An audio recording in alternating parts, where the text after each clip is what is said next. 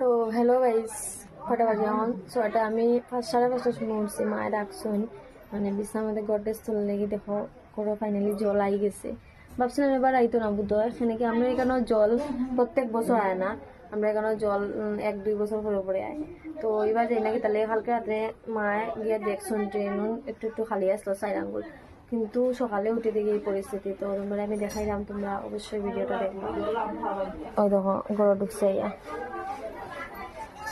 মানে কিতা কইতাম, বৃষ্টির জল না কিতাও বড় সব তো মায়া টাইলিছে মানে জল ঢুকলে এদিকে জায়গা খালি রাখা হয়েছে গড্রেজ চলাইতে। তো আমি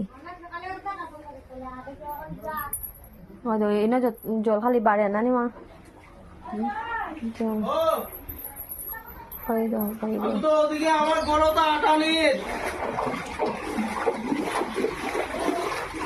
দেখছো